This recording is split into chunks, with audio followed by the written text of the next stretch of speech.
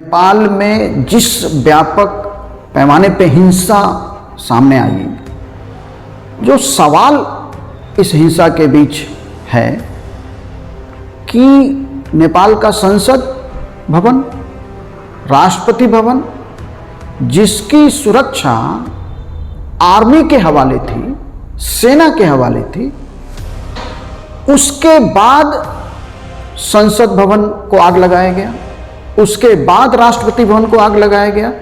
तो क्या नेपाल की सेना आंदोलनकारियों के साथ थी?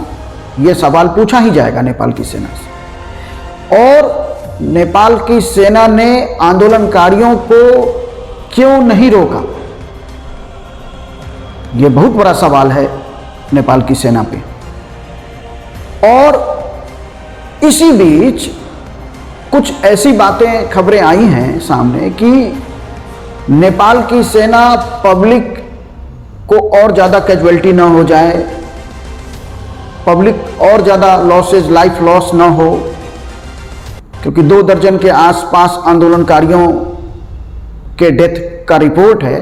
इसलिए नेपाल की सेना ये चाहती थी, या नेपाल की सेना ने पब्लिक का जो गुबार है, जो उनका गुस्सा है या उसकी जो तीव्रता है, वो चाहते थे कि थोड़ा वो कम हो जाए। और सत्ता के जो प्रतीक संसद भवन है उसको जैसे आग के हवाले किया, राष्ट्रपति भवन को हवाले किया, सुप्रीम कोर्ट को हवाले किया। और सुप्रीम कोर्ट बिल्डिंग के ठीक पीछे सेना का मुख्यालय है, नेपाल की सेना का। लेकिन नेपाल की सेना हाथ पे हाथ धरे बैठी रही और ये सारे घटनाक्रम को ऐसे होने दिया कि जैसे एक पॉलिटिकल स्ट्रेटजिस्ट के रूप में वो काम कर रहे हैं कि पहले लोगों का थोड़ा गुस्सा गुबार कम हो जाए, फिर उसके बाद जब वेडनेसडे को, बुधवार के शाम तक ऐसी सारी आगजनी की घटनाएं हो गई, फिर नेपाल की आर्मी चीफ की ओर से बयान आया और उसके बाद नेपाल की सेना ने जो है मोर्चा संभाल लिया।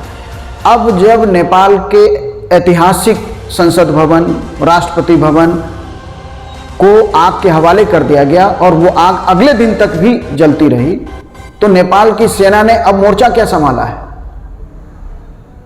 सवाल यह है। और मोर्चा नेपाल की सेना, यदि सेना देश के महत्वपूर्ण संस्थानों की रक्षा के दायित्व को पूरा न कर सके तो क्या आर्मी चीफ का कोर्ट मार्शल नहीं होना चाहिए? यह सवाल आर्मी से सीधा है कि जब सुरक्षा संसद भवन का आपके हवाले था, जब राष्ट्रपति भवन की सुरक्षा आपके हवाले थी, तो आपने पब्लिक अपराइजिंग से डर के आप बैठ गए या पीछे हट गए या आपने होने दिया।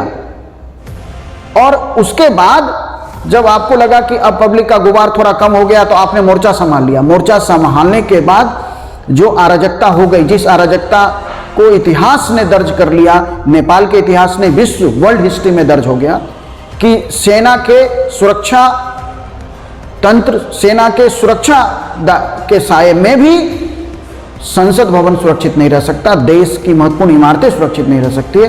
तो उस सेना को, जिसको हर देश अपने बजट का, अपने जीडीपी का एक महत्वपूर्ण हिस्सा खर्च करता है, फिर क्यों? यह सवाल है, फिर क्यों?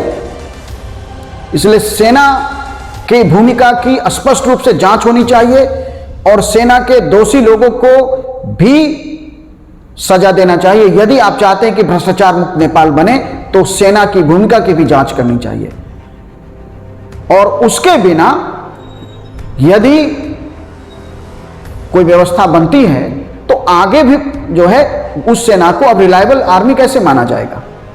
यह बात ठीक है कि नेपाल में एक इंटरिम गवर्नमेंट बन रही है, सुप्रीम कोर्ट की पूर्व मुख्य न्यायाधीश या नेपाल की पहली महिला मुख्य न्यायाधीश के नेतृत्व में, और उसमें काठमांडू के मेयर को भी शामिल किया गया है।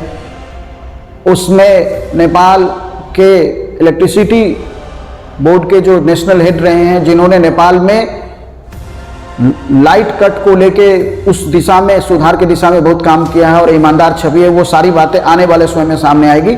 लेकिन मेरा सवाल है कि इंटरिम गवर्नमेंट बन गई है, इंटरिम गवर्नमेंट व्यवस्था बहाली के साथ साथ आर्मी की भूमिका की भी जांच होनी चाहिए और आर्मी के दोषी लोगों को भी इस बात के लिए, क्योंकि आर्मी में दोष के लिए सीधा कोर्ट मार्शल है, तो वहां दोषी लोगों की पहचान करनी पड़ेगी।